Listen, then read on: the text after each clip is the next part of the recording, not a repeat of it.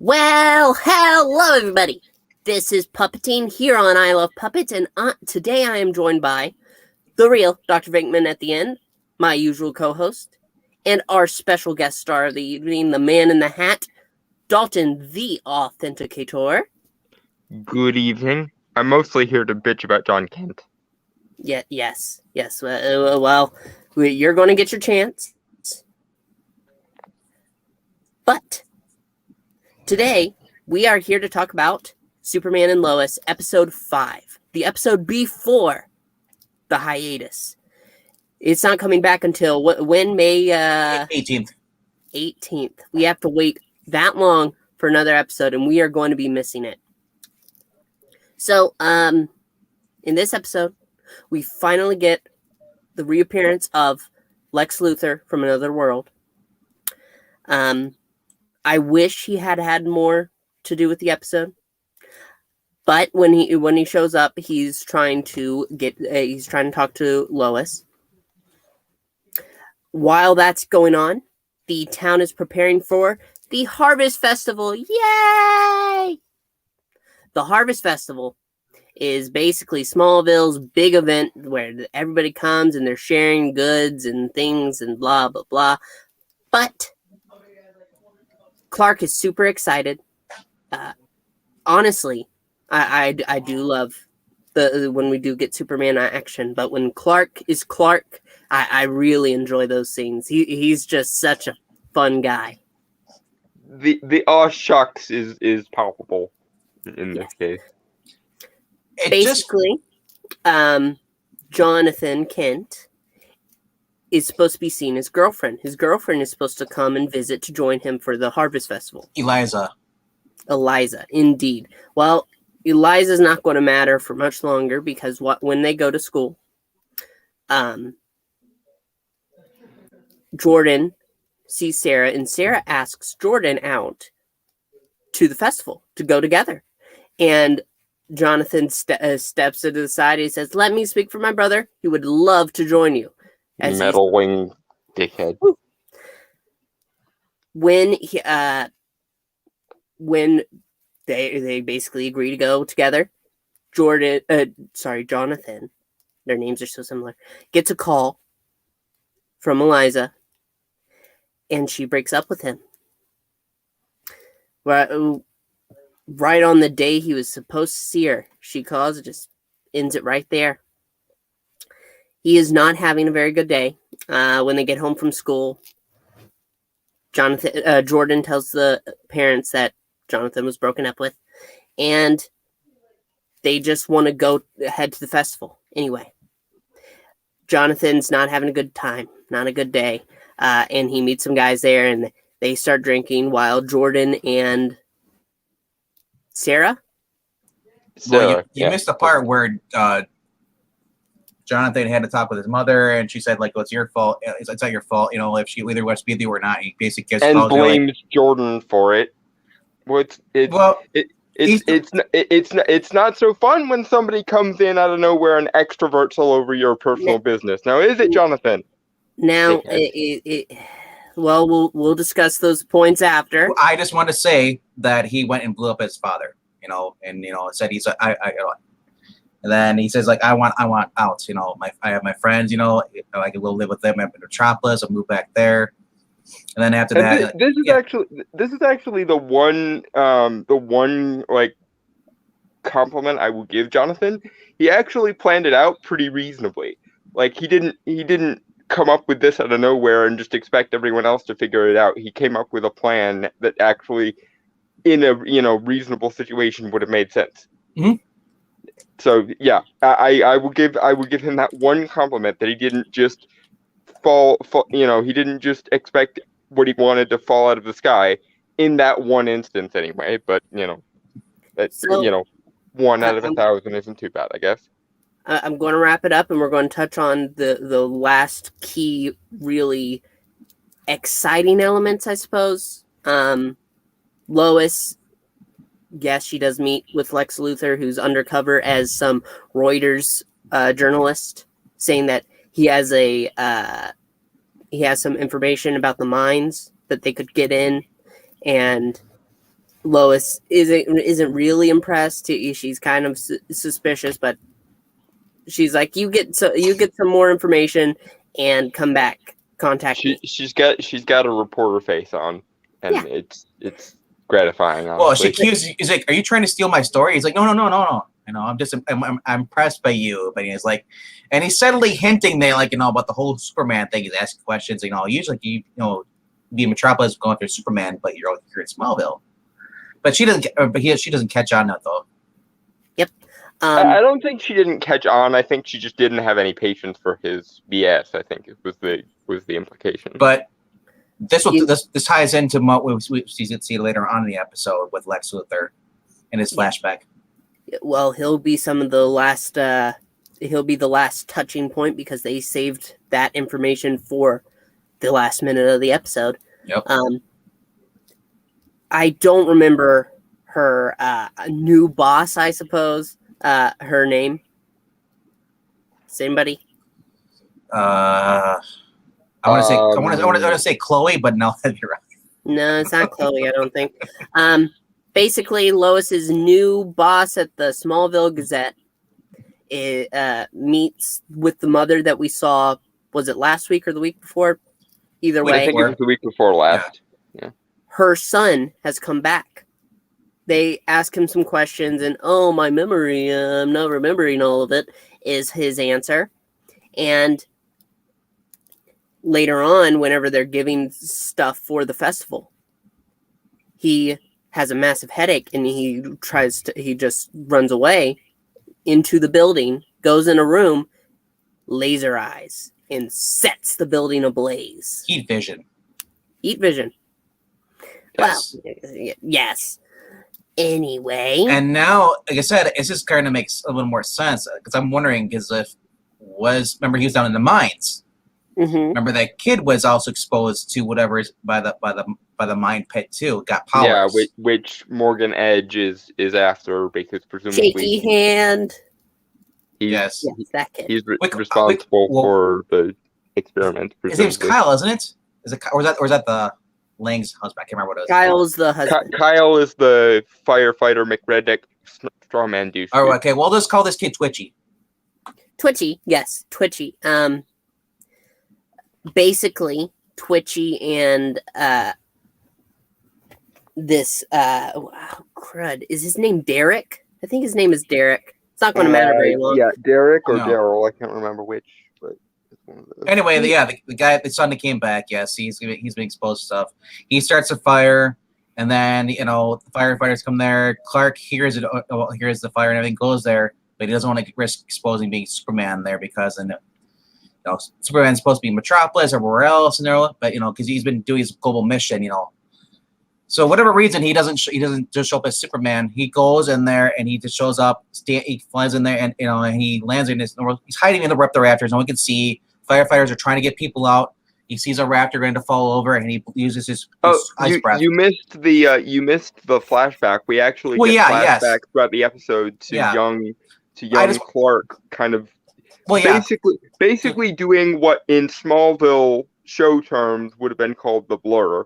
But he's wearing a ski mask and he's like a 15-year-old, 14-year-old kid, He honestly looks like a slightly older version of Brightburn in those scenes, and that kind of made me laugh. I think so too. Well, yeah, no, Clark does get those moments because while he's going through old things, memories of his mom and the troubled times that he had come through. Yeah, because the whole thing is at beginning of the episode, Clark is all excited about this Harvest Fest because that's where he learned how to be a good person. Which is and he loves it. Compared with his mom loved it, everything. So he got in the spirit too, where it's just people helping other people. Yeah, it is the best of Smallville, he says. So yes, And I love how the flashbacks tie into what's going on with Jonathan. Now Jonathan wants to leave, and Clark says, when I was his age, I wanted to leave too. I was upset, it's like, and they show the flashback. It's supposed to be a year later after his dad died, and he's kind of like, he is at the point where he wants to leave Smallville. He's and he says to Jonathan, I love how he says to Jonathan, I made that choice, and then I lost years with my mother, because after this I went to Metropolis and I just came back and now she's gone. So you might, before you decide to do what you do, make up your mind, because you never know what's going to happen. And he wants him to give some more time. Am I lagging? There we go. Yeah, sorry. You lagged it. You lagged quite a bit there. He was at super speed. We just couldn't understand him. That's all. Exactly, but the super speed comes later when we review The Flash. Wrapping up this episode, Derek. Okay. He meets with his contact, who puts him in what looks like an MRI machine, and doses him with kryptonite. She says, "Oh, it'll work." Lois's boss got a lead by using the mother's phone to track Derek's location. So she does have a kind of cringy line where she's saying, "So I asked myself, what would Lois Lane do whenever she calls Lois about where she is?" I mean, yes, that line was cringy, but that character is sort of designed to be cringy, so I didn't mind it as much. Well, especially considering that Lois Lane is, one of the biggest reporters in the world of DC, so it does kind of make sense that she would be fangirling a little bit. I see a little problem though, because she's inspired by Lois to do this, and she's doing something she normally does, putting herself in danger. I can see her getting caught by Morgan Edge just because she was out there. I thought, like, man, is she gonna get caught? Well, there might be security cameras out there. I was waiting for like the horror movie jump scare of okay, and then the bodyguards or whoever with the superpowers show up, don't they? So what we learn is what she sees in there. She followed the guy at the son, the missing miner, the one down there when he had the heat vision. He's down there and he's with scary lady that with the heat vision that when it killed the normal guy that tried to kill his mom a couple episodes go back. She's down there, she's the one that's working for Morgan Edge. She's down there and she puts him in like some kind of CAT scan machine, and it basically restores. He's like, "You sure this is gonna happen?" Because last time it didn't do anything at all. She's like, "Don't worry, this time it'll fix you." And by the time he goes in there and all that stuff, Clark, who'd been at the Harvest Fest with Lois, received a phone call from Lois's boss saying where she was. He shows up, he crashes through the ceiling as Superman. He's like, "Yes, oh yeah," like the Kool-Aid guy. and this was a moment where I rolled my eyes a little bit again, because it's like, why are you going after the guy instead of toasting the machine so this can never happen again? It was one of those moments of like, priorities, Clark. God damn it. Do you remember what he said though before he flew off? He's like, tells her, protect the asset. I'm thinking she knows that she has to protect the asset. Why is he? Well, yeah, that's exactly my point. Like, Clark certainly heard him say that. So why the hell is he focused on the dude instead of the machine that created the dude, or can make more of people like this dude? And I'm like, okay, so if the kryptonite dosing machine is the problem, then why are you focused on the one result of the problem instead of the actual problem, Clark? Priorities, man. I absolutely agree. I was watching it and I was like, okay, he says protect the asset. I would, man, go after the asset. It was, and it looked like some glowing egg. Like, and what's funny is the color looked exactly like the crystals he has. Yeah, which confirms the thing I told you guys when we were off air, after the Snyder Cut stream. I mentioned that the way I was interpreting it was Morgan Edge recruits people and makes them quote unquote their best selves by dosing them with kryptonite. And I think you guys, I don't know if you missed that line or you just interpreted it differently than I did, but for the record, I called it. What I originally said is I felt like we're going to go back to the Smallville route. We're going to get the Freak of the Week. It'll start to develop powers because of kryptonite. But now it kind of makes sense, if that's why he's mining. We know he's mining for kryptonite crystals. We know that Lex Luthor needs kryptonite for his suit. That's not surprised that they haven't teamed up. But so I'm curious what Lex's plot is.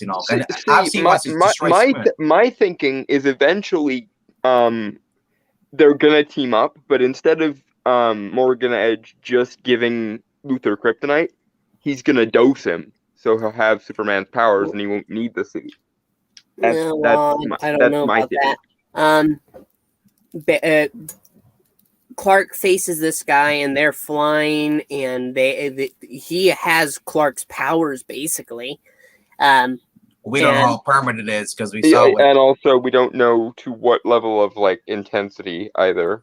But anyway, well, Clark's chasing him. Mm-hmm. We get Lex Luthor, low budget in an RV chasing him. Pulls out, and then he goes to the bag, grabs a. I got a rocket launcher here, fire, and it targets on a missile. And he fires it, and when he thinks he hits Superman, he ends up hitting the other one, which also knocks Superman down. And he thinks like, I killed Superman, and then drives away. I'm thinking, are you crazy? By the power of Superman, motors. He doesn't just drive away, because while they crash down onto the ground, and they're getting up, and Derek basically dies. Well, he's already dead. No, he commits suicide. He closed his eyes. He closed his eyes and used heat vision. What happened was his powers were unstable. They were, yes. They were unstable, so he ended himself before he didn't commit suicide. It was just the result of his powers being unstable. His heat vision basically went super nuclear and nuked his entire body. Yeah, I suppose. But he may very well have done it on purpose, but I didn't catch the part where it implied he was doing it on purpose. Well, he closed his eyes, and then the heat vision went. That's why I assumed that maybe that's what it was. He'd better do that than talk. Because of how Lois and Clark talk about it later on, it does feel like it happened on purpose. But regardless, though, so now we have the question now. Are the miners that were trapped during that where because he said I was never alive to begin with, they're resurrected. So now the kryptonite resurrected people has healing abilities and it's turning people into. My interpretation of that was that the kryptonite contains dead Kryptonians and they're using these people's bodies as like vessels for the essence of these Kryptonians. It's basically a weird body horror version of the Body City of Kandor, I think, is what they're going for. So let's talk about the final bit of family drama before we get to the last piece of Lex Luthor action. We have at the Harvest Festival, before the call, Jordan and Jonathan are both there. And while Jordan is on his date, Jonathan comes over with the two guys, and they were drinking. He's obviously been drinking. His way of acting, he's bumbling around like a fool, and being even more of a douche than usual. That was the first I've seen him be a jerk, though. Really, before that, you haven't been paying attention, Beckman. The last episode, he went to go help the guy who's we call him Twitchy. Because his powers are going out. He was paying more attention. Where Jordan was, I'd rather just sit with the girl who I caused her to break up with her boyfriend so she could be with me. Now let's focus. I'm going to get what happened across. Go ahead. Sarah gets offended and she's like, "Fine, you go ahead, be idiots every week." I thought that was stupid though, because like I loved that speech because it's the only time so far anyone has called them on their bullshit. And I absolutely adore Sarah so much because she's the only one capable of. My dad, because she was late to the Harvest Fest because her dad came home drunk. Well, obviously, he'd been drinking with the miners. His brother or one of the firefighters got injured in the fire. Just the firefighter. So and Lana was kind of upset, be like, "Why are you drunk? We're supposed to go to the Harvest Fest." I'm like. Guy got hurt, but I mean, I understand why she's kind of upset too, because he's an alcoholic. Apparently, this isn't the first time he's come home like this. So, and obviously, we get to learn more where that's true because the way how the daughter Sarah is like, "Don't worry about it." Yeah. So, and I gotta say, why the heck is CW promoting Uber so much? Do they have a contract with Uber? No, And lifts. it's because in like- in the cities and stuff where these writers do their business, Uber has now become like the default way of traveling. So it's one of those exporting city culture out everywhere else because they don't have it. We're driving around in their dirt bikes. That's what you did.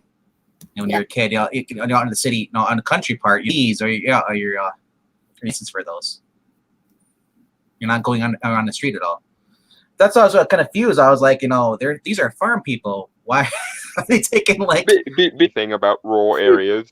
They probably wouldn't like them. True. Every time somebody says Uber, they get paid $1,000. No, it's just because in their world that's the new hip modern way of getting around, and they don't understand the difference between their world and everybody else's world. This next part, while I'm lagging, I am still heard, right? Yes. Unfortunately, Okay. yes. Unfortunately, yes. Sorry. While that's happening, Sarah walks away, and the two friends that were with Jonathan leave, and Jonathan saying, "Jordan, I'm sorry." Yeah, he's still under the influence, but he is saying how sorry he is. And Jordan, in that moment, and this is the most growth I have seen from Jordan. He says it's okay, man. It's okay. Let's go get you some water. And he's taking him aside. He is finally being the good brother. Mm-hmm. Which is good for him, but in the long run, it ultimately ended up excusing Jonathan of all his bullshit again. And I'm getting I'm sorry. I'm getting sick of excusing Jonathan from his bullshit, and then I'm not getting acting sick like of he did anything CW wrong. making Jonathan Kent the bad boy, the bad influence. To prop up their socially awkward, made up character. I knew, and I called this for day one. I called this. It said they're gonna make Jonathan, turn out to be the bad person because everybody loves Super Sons. Give me a minute. I am speaking. 1 second. We are going to finish this entire family drama thing. I said, and then we can discuss about it. Get all the facts on the table. Okay. Alrighty. Hurry up, Puppet. So while they are walking, Clark and Lois are there, and they see them. And Clark immediately calls out, he's been drinking because, super smell. And whenever they come up, Lois is like, you've been drinking? Your father can smell it. I can smell it. The whole town can smell it.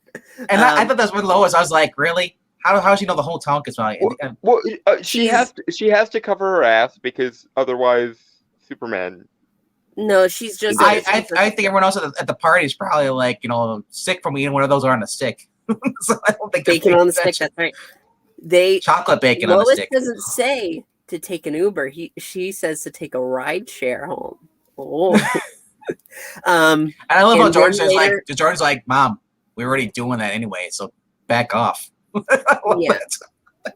And he's trying to cover up for his brother. He's trying to say it's not that big of a deal. It is a big deal, clearly. Well, I see.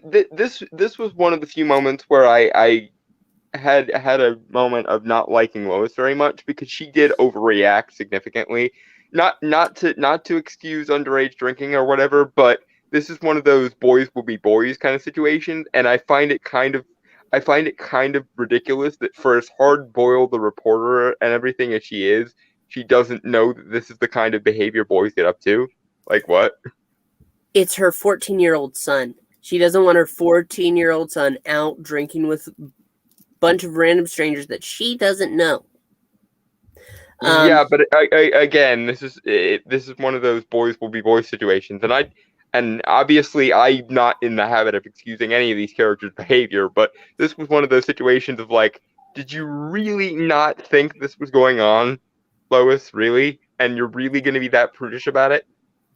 Well, she's not happy that her 14-year-old son is drinking. I understand. Well, I can understand not being happy, but to be all melodramatic about it and act like it's the end of the world and act like this completely blindsided her. Because normally when kids get up to that kind of behavior, it's less of a I can't believe my child is doing this, and more of a as long as you don't bring it into my field of view, it's sort of a tacit, like, don't ask, don't tell kind of thing. I have to agree with Marani here, though. Yeah, Lois is right to be the mama bear. Her son is out there drinking with strangers. It's not something that she wants her son doing. It's not even a party where there's not somebody there watching them. It's her kids acting stupid. It's funny, though, because you remember the previous episode, they were at a party where everybody was drinking beer, but they're the ones who weren't drinking. So all because he had a beer, I understand why she's upset. It's just funny. It's like you think upset. Like, wait, you went to a party and there was alcohol there? Really? Yeah, maybe she didn't know about that. For someone who's supposed to be like the top reporter, does not know that her son's doing it. I guess. Yeah, it's one of those. If you had a problem with it, then you might have wanted to spare like 5 extra moments of thinking about it, Lois. And if you didn't have a problem with it, then why are you going all? Will somebody please think of my children now? I just think it's funny. This is only show where they don't promote teens drinking alcohol all the time, because it used to be the whole thing. Like Vampire Diaries did that. So did Buffy the Vampire Slayer. Kids getting drinking in high school. Because those shows were supposed to be countercultural and edgy, so that was kind of the point. Well, let's finish up. The kids are at home. Clark and Lois are at home, and Clark. That's when he gives when he says those words, that when he was young, he wanted to run away from home too. So he tells Jonathan, this is your one pass, because because he is having a terrible, terrible day. His life is upside down completely now, and he's lost everything except his family. So Clark says, I want you to give Smallville a real chance. I want you to give it a real, the real college try. And then if things aren't working out, then we'll discuss what to do. Because Smallville, it was his home. It's the place that he became who he was. And it means that much to him. But he understands that Jonathan's having a rough time.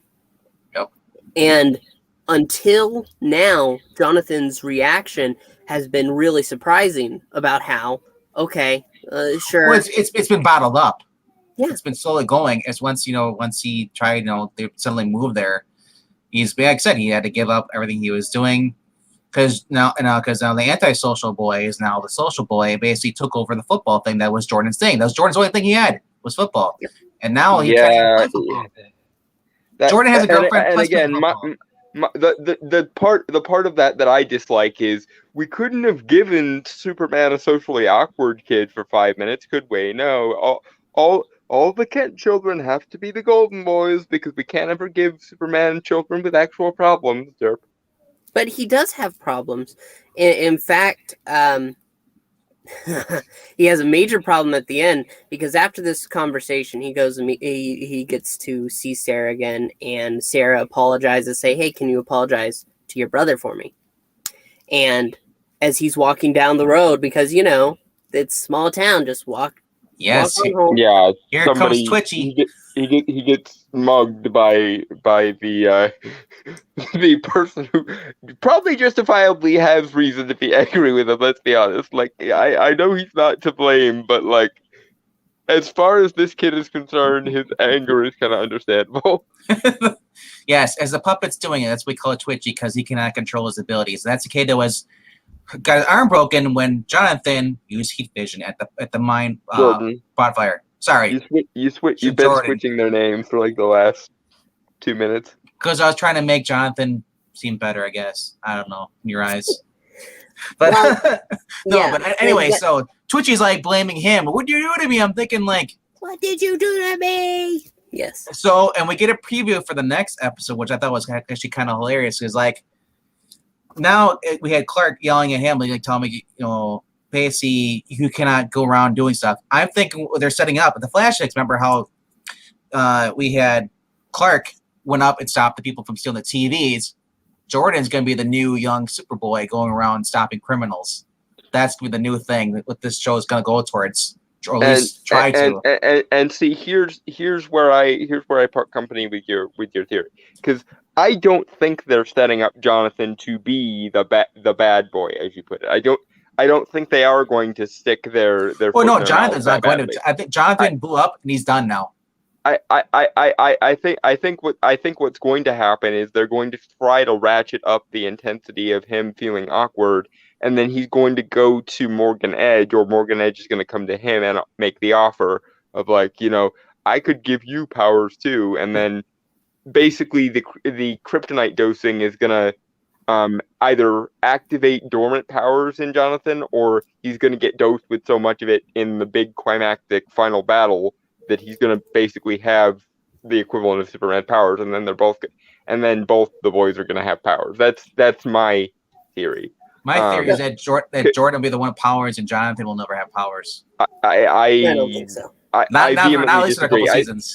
I think either he's gonna either they're gonna do the smart thing and utilize the fact that they have a mechanism to give him powers in this first season, and he's gonna wind up with powers either by accident or by his own stupid decisions, or he's gonna be a late bloomer and he's gonna actually have more powers than Jordan to start off with. Before we go into any more theories, we should talk about the flashback that we see with Mr. Lex Luthor has.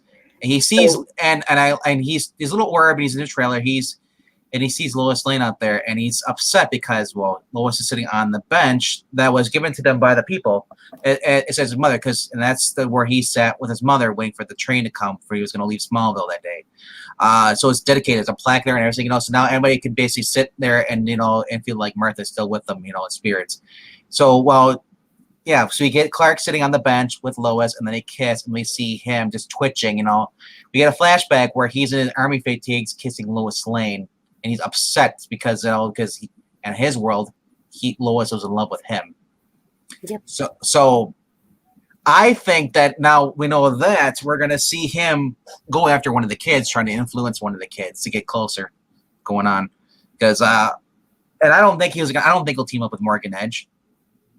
No, if anything, I think he might just shoot Morgan Edge and just take over. I think It's like my theory is that they're gonna team up, but instead of just giving Luthor kryptonite, Morgan Edge is gonna dose him, and then we're gonna get a fight where Clark and Luthor are on equal footing, and he doesn't need the power armor to equalize it anymore. I don't think so, but at the same time, I'm just going to say that is actually a helpful piece of information. His world, he is basically the star. He has the girl, he has the friends, the general, everybody there, which does sort of fit with Luthor's whole thing, because one of the backstories for Luthor that keeps getting revisited is the fact that if it weren't for Superman, he would be the golden child of the world at large, basically. And that's one of the reasons he doesn't like Superman, is because Superman steals the spotlight from him. So that about wraps up all the events that happened in this episode. I have to say that I know that we disagree about the boys and their standings all around the panel, but we have to acknowledge that this show, even though it is sparking this serious debate. I want to go back to the comments real quickly before I do anything else. LK brought up an actual point. He says, the thing that annoys me about John Kent is football thing is that the first episode we were told the college scouts are looking at him. He's going to be regardless of what his brother's doing, he's going to basically be the next, be possibly recruited. And then any high coach, that gets a college recruit, he says, level recruitment QB is committing malpractice if he's not starting him. So, So basically, what he's trying to say is that he was ready to be scouted for that, maybe join a college football team, get a college scholarship. That's another reason to be pissed off too. Yeah, and the fact that he's at Smallville and he's being outshined means that coach should be sidelined for basically not playing this guy. Yeah, that doesn't make sense, and that's one of the reasons why, every time they try to make me feel for Jonathan, I I get out the world smile style in, because in no sane world would any coach not be happy to have Jonathan on the team. I have a question though. If it's the world's smallest violin, where do you find it? How do you not misplace it? How do you play it? Yeah.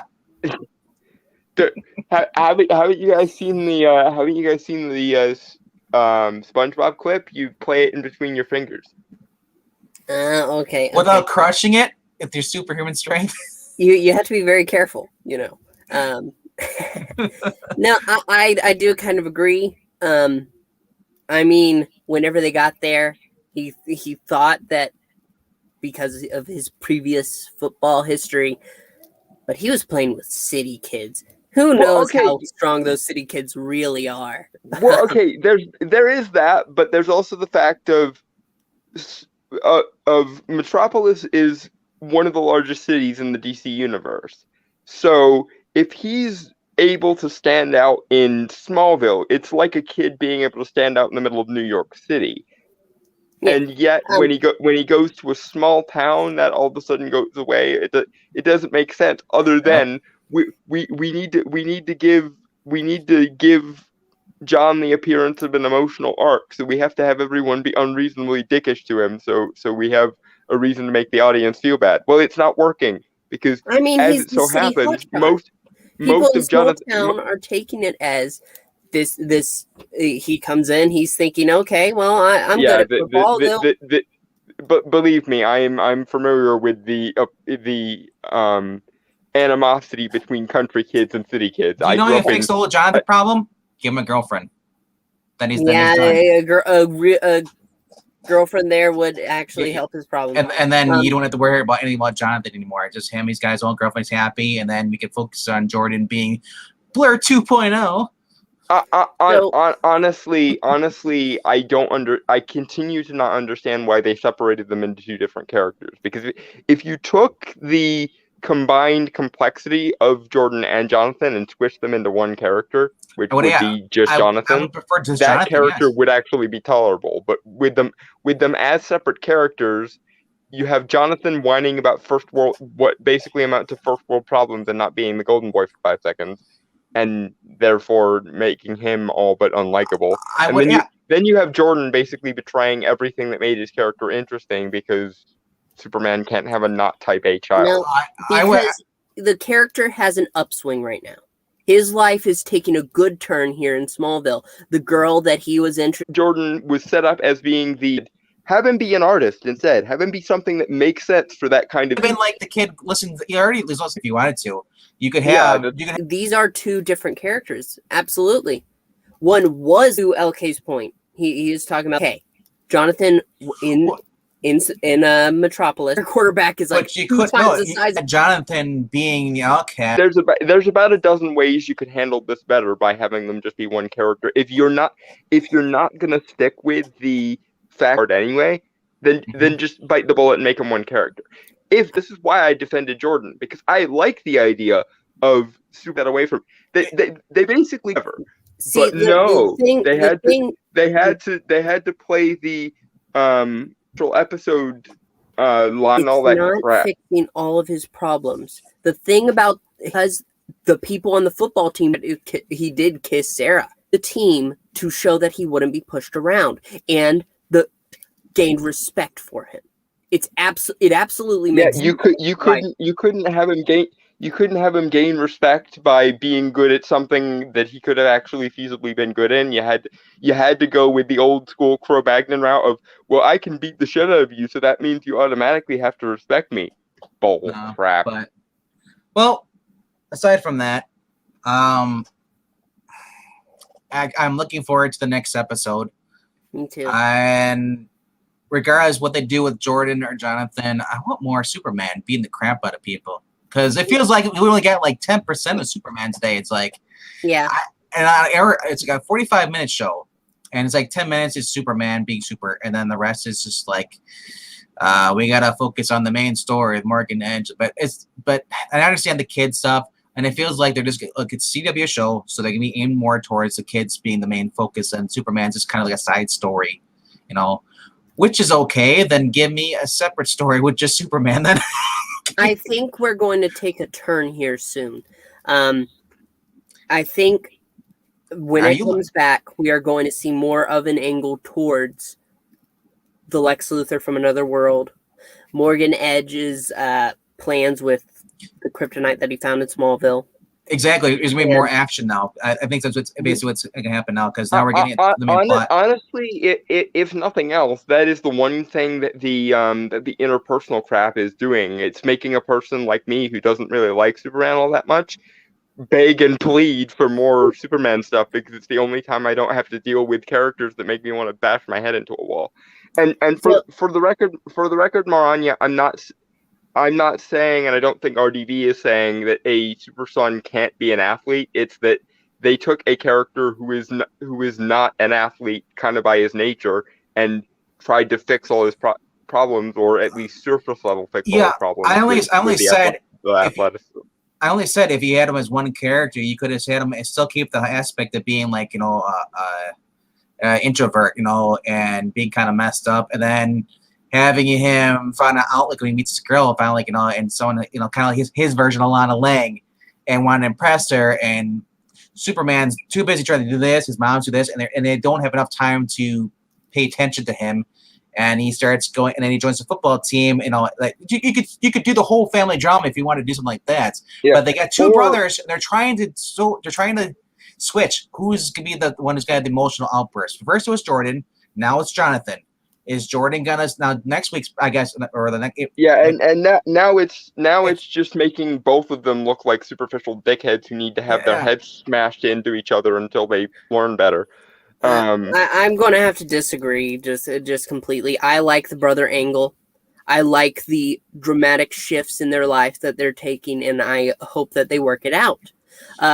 Maranya commented that she'll have to find a way to binge watch these episodes, because even with the input from diverse sources, she's curious about how the series actually is. Luckily for you, Maranya, you can go on to cw.tv, I believe it is, and you can watch these episodes for free. Yeah. They're usually up the day after, the next day. They have a full episode. You should be able to watch them through your Roku or through your internet on your computer, or any smart TV that has a CW app. Yep, absolutely. And you go ahead, and once you do that, come back and leave a comment here to let us know what you thought. So I think that about wraps it up. We've gotten our points and how we feel about these characters across. All we can really say, though, is that we're really going to miss this show next week. And I disagree with Maranya, because they would make the flashbacks more important if they're if he's a rerun of Clark. That wouldn't be bad, because then the flashbacks would actually have importance, because that's what they're trying to do. They're trying to compare Jonathan run away, just like Clark. So and also in most current versions of Clark's backstory, he didn't become quote unquote geeky until he needed to hide as Clark Kent in opposition to Superman. For example, in Smallville, he was, the show Smallville, not that it's going to get confused very, very quickly. He was very, very jockish until the end, when he needed to use the geek persona to hide. Mm-hmm. And in most modern versions of Superman, that's how they play it. He was his whole self in Smallville when he was a kid, and then he adopted the geek persona in order to hide. Yep. What I'm saying is it's a little bit too cheesy to have Superman's kids all be, the all-star type A all-American person. Not saying you can't have one of them be like that, and that's the other thing. If they wanted to have Jonathan be the golden child and the type A, whatnot, then that could work.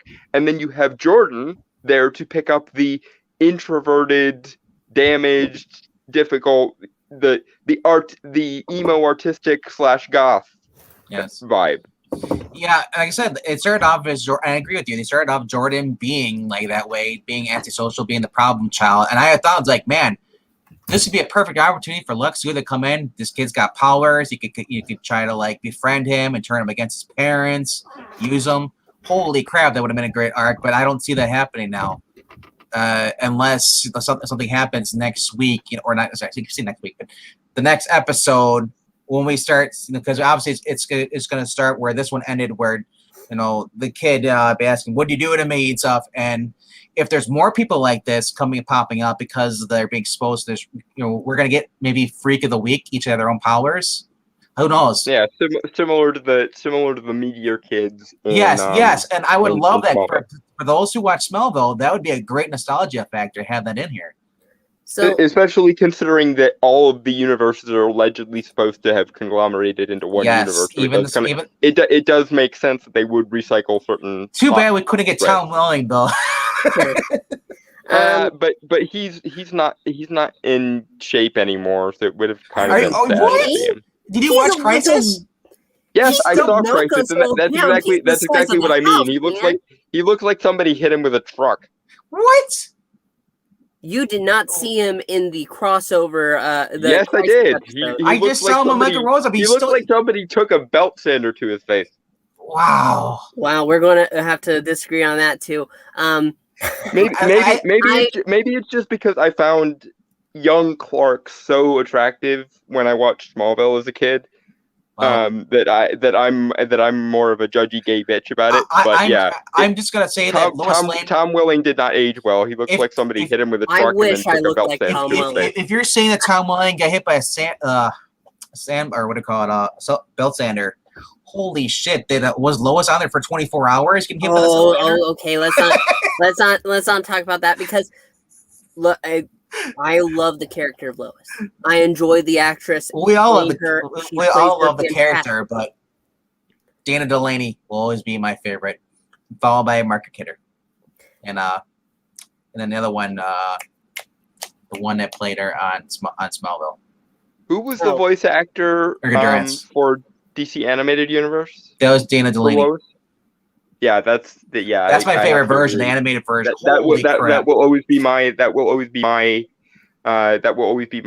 Lois Lane, in the same way that Oded Freyer will always be my Dr. Fate. Yep. Well, and honestly, speaking of that side tangent, I have to say this: somebody pay Oded Freyer to re-record the lines of the episode "Hand of Fate" from Superman the Animated Series, because the voice actor they have playing Dr. Fate in Hand of Fate does not register as Dr. Fate at all.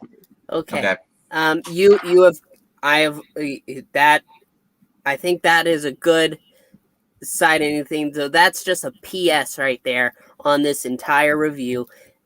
Thank you everybody so much for joining us. I want to thank Dalton and the real Dr. Venkman for joining me to review this episode. I am going to miss reviewing it, and I will see you all next week for Supergirl, and pray that I survive. Please, I need the prayers. Everybody.